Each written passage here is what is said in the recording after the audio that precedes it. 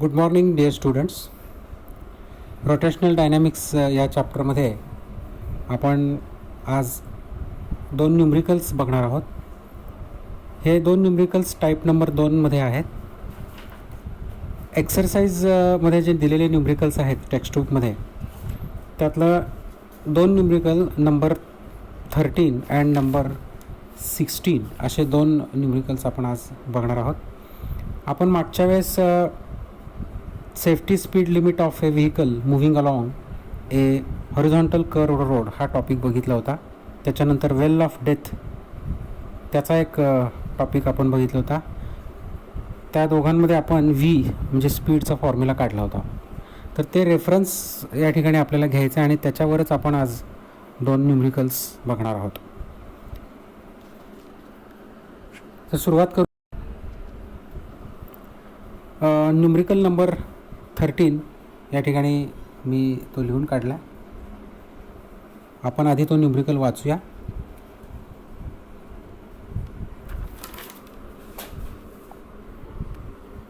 Coefficient of static friction between a coin and a gramophone disc is 0.5. म्हणजे coefficient of static friction म्हणजे आपल्याला काय दिलेलं आहे, म्यू 0.5 म्हणजे 1/2.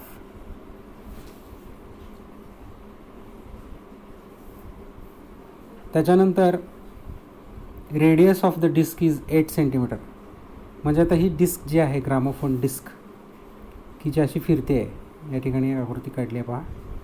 या आकृतीमध्ये तुम्हाला ती डिस्क अशी फिरायला लागलेली दिसेल आणि त्या ग्रामोफोन डिस्कची रेडियस म्हणजे त्याला आपण बिग आर म्हणूयात 8 सेंटीमीटर. सेंटीमीटरचं मीटरमध्ये केलेलं आहे 8 × 10⁻² metre.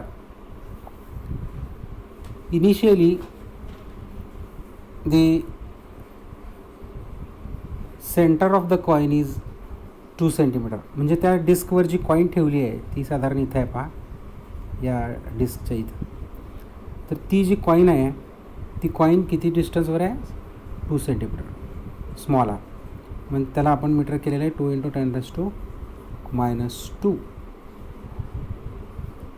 At what minimum frequency will it start slipping from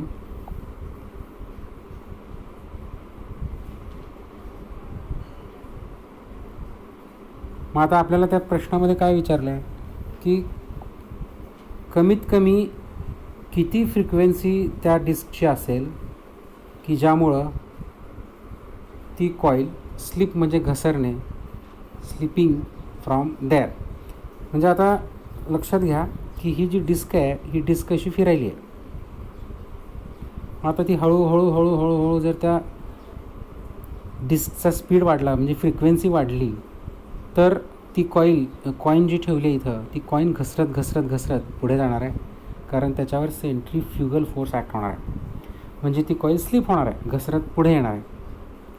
मग प्रश्नामध्ये आपल्याला विचारलं आहे की कमीत कमी किती त्या ठिकाणी स्पीड पाहिजे, फ्रिक्वेन्सी पाहिजे की जेणेकरून ती कॉइन त्या ठिकाणावरून स्लिप व्हायला सुरुवात होईल. मग ह्याचा अभ्यास ऑलरेडी आपण मागे केलेला आहे. Maximum speed of A vehicle moving along a horizontal curved road, त्यावेळेस आपण v = √μrg हा फॉर्म्युला घेतला आहे. तर आपण तोच फॉर्म्युला चा इथं घेऊयात, v = √μrg. आणि आपल्याला आणखी एक फॉर्म्युला माहिती आहे, तो म्हणजे v = distance upon time. Distance म्हणजे 2πr. एक राऊंड कंप्लीट झाल्यानंतरचा जो डिस्टन्स आहे तो 2πr आणि टाईम आहे तो पिरियड 2πr/t. आणि 1/t आपण घेतलं इथं n. म्हणजे आपल्याला काय मिळालं, 2πrn. तर आपण ही व्हॅल्यू हा फॉर्म्युला 2πrn इथं आपण सबस्टिट्यूट करूया. 2πrn = √μr. दोन्हीकडे स्क्वेअरिंग केलं 4π² r² n². आता हे n जे आहे त्याला मी n1 म्हटलेलं आहे कारण ती पहिली फ्रिक्वेन्सी आहे म्हणून आपण N1 म्हणूया, is equals to mu R. एक एक आर दोन्हीकडे कॅन्सल केलं आहे, 1 आर गेट्स कॅन्सल.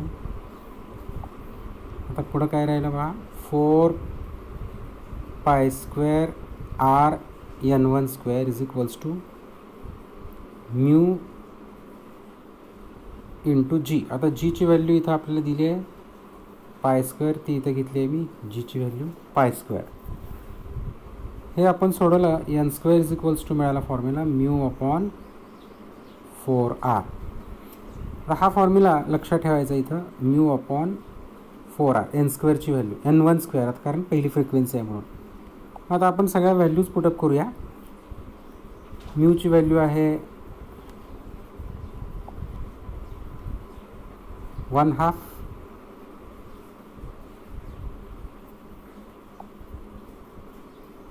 त्यानंतर आरची व्हॅल्यू आहे 2 × 10⁻², आणि आता हे सोडवलं आपण, 10⁻² न्यूमरेटरमध्ये घेतला आहे, +2 झालेला आहे, आणि हा जो प्रॉडक्ट आहे 4 × 2 8, 8 × 4 × 2 8, आणि परत त्याला आणखी 2 निघूनलं 16. सो आपल्याला इथं किंमत मिळालेली आहे 1600/16. If you take the square root of this N1, then N1 is equals to 10/4 means 2.5. ह्याला आपण 5/2 असं सुद्धा घेऊ शकतो, 5/2 हर्ट्स म्हणजेच 2.5. अशा प्रकारे पहिला आन्सर मिळालेला आहे आपल्याला. तर दुसरं, when the by what factor will the answer change if the coin is at the rim. तर कॉइन जे आहे, ती कॉइन आता सध्या किती डिस्टन्सवर आहे, 2 सेंटीमीटर. हे पहा, इथून इथंपर्यंत हे 2 सेंटीमीटर एवढं अंतर.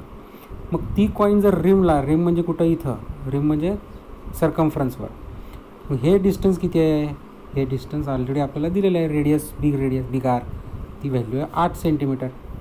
मग आपण आता काय करूयात, या ठिकाणी स्मॉल आरच्या जागी बिग आर घेऊयात आपण, कारण ती कॉइन आता रिमवर ठेवलेली आहे, त्यामुळे स्मॉल आर बिग आर झालेला आहे. मग आपल्याकडे जो फॉर्म्युला आहे हा N square is equals to mu upon 4r, इथं स्मॉल आरच्या जागी आपण काय करूया, बिग आर घेऊया. So let us put the value of small R as big R. We get N2 square is equals to mu upon 4 × r.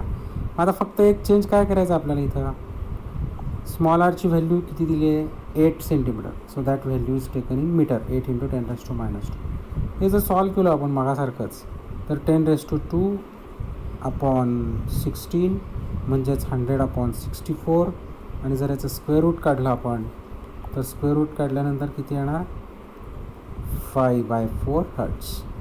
So this is the second frequency. आपल्याला प्रश्न विचारला आहे, by what factor will the change in frequency, by what factor will the answer change if the coin is at the rim. मग आपण म्हणजे काय विचारलं नेमकं, आपल्याला रेशो काढायला सांगितलं कशाचा, N2/N1. सो N1ची व्हॅल्यू आहे 5/2 आणि N2ची व्हॅल्यू आहे 5/4. So 5/4 divided by into multiplied bye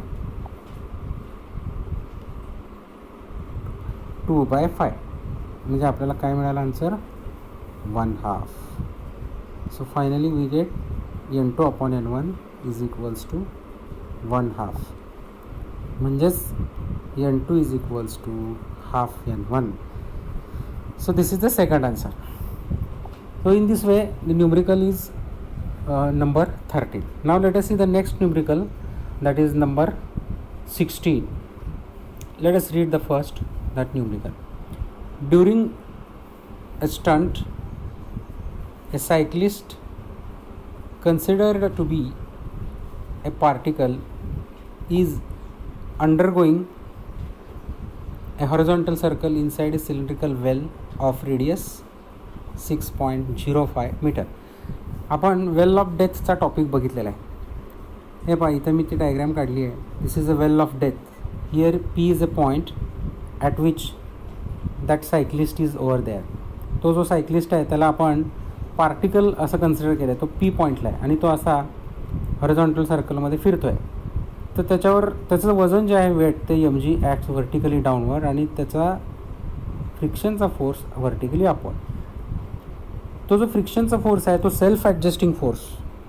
वजन वेट आणि त्याचा फ्रिक्शनचा force exactly equal and opposite असतं त्या ठिकाणी होतं. आणि हा जो नॉर्मल रिॲक्शन जे आहे यन ती सेंटरच्या दिशेनं आहे आणि that normal reaction acts as a centripetal force which is necessary for circular motion. आणि म्हणून तो सायक्लिस्ट तिथून पडत नाही आहे. मला वाटतं हे टॉपिक तुमच्या लक्षात आलेलं आहे. आता याचा इथं आपण उपयोग करूया. इथं आपण फॉर्म्युला बघितला होता वेल ऑफ डेथच्या टॉपिकमध्ये. V minimum is equals to √RG upon mu. मग आता आपण सगळ्या व्हॅल्यूज दिलेल्या आहेत. आरची व्हॅल्यू दिली आहे 6.05 मीटर. जीची व्हॅल्यू मात्र इथं 9.8 न घेता 10 मीटर पर सेकंड स्क्वेअर अशी घ्यायची आणि म्यूची व्हॅल्यू दिली आहे हाफ. ह्या सगळ्या व्हॅल्यूज आपल्याला दिलेल्या आहेत. कॅल्क्युलेशन केलं आपण तर आपल्याला आन्सर मिळेल √121. त्याचा आन्सर आला आपल्याला 11 मीटर पर सेकंड. हे झाला पहिला प्रश्न यातला. अजून का त्याच्यापुढे काय विचारलं बघूया.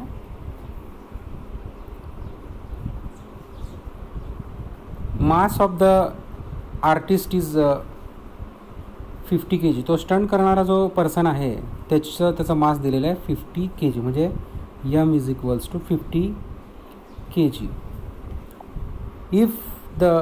If he increases the speed by 20%. जर त्याचा स्पीड 20% वाढला तर काय, how much will the force of friction be. मग जर समजा त्याचा स्पीड हा 20% जर वाढला तर फ्रिक्शनचा फोर्स किती होईल असा प्रश्न या ठिकाणी विचारलेला आहे. मग आता यामध्ये आपण एक गोष्ट लक्षात घ्यायची आहे. कुठली की centripetal force mv² upon r म्हणजे नॉर्मल रिॲक्शन यन हे आपल्याला माहिती आहे. या फॉर्म्युलामध्ये क्लिअरली आपल्याला दिसतं व्ही आणि यन हे एकमेकाला डायरेक्टली प्रोपोर्शनल आहेत. If V is increased then N increases. म्हणजे जर त्याचा स्पीड वाढला 20%नी त्यांनी स्पीड वाढवलं आहे असं म्हटलं आहे ना. मग स्पीड वाढला तर काय होणार, यन वाढणार. If N increases then automatically F also increases. But this हा जो एफ आहे हा सेल्फ ॲडजस्टिंग फोर्स आहे. तो कसला फोर्स आहे, सेल्फ ॲडजस्टिंग फोर्स. आता तो सेल्फ ॲडजस्टिंग फोर्स असल्यामुळं पण वाढणार आणि तो mg इतका होणार. आणि should not be greater than or equal to mg. म्हणजेच काय, ची व्हॅल्यू mg इतकी होणार. मग इज इक्वल्स टू 50 इंटू एमची व्हॅल्यू 50, जीची व्हॅल्यू 10 घ्यायचे परत एकदा आणि आपल्याला फायनली आन्सर मिळालं 500 newton. So in this way this is the second numerical of exercise in textbook. Well of डेथचा हा न्यूमरिकल आणि त्याच्या आधीचा vehicle moving along a horizontal curve road. ह्याचा स्क्रीनशॉट काढून घ्या या न्यूमरिकलचा. न्यूमरिकल नंबर 16 आणि मागचा जो न्यूमरिकल आहे न्यूमरिकल नंबर 13 ह्याचा पण एक स्क्रीनशॉट काढून घ्या. आणि हे दोन्हीही न्यूमरिकल्स तुम्ही वन नोटबुकमध्ये लिहून सोडवून घ्या, अभ्यास करा. आणि आपण पुढचा टॉपिक म्हणजे बँकिंग ऑफ रोडचा आपण नंतर बघूयात. Okay, thank you.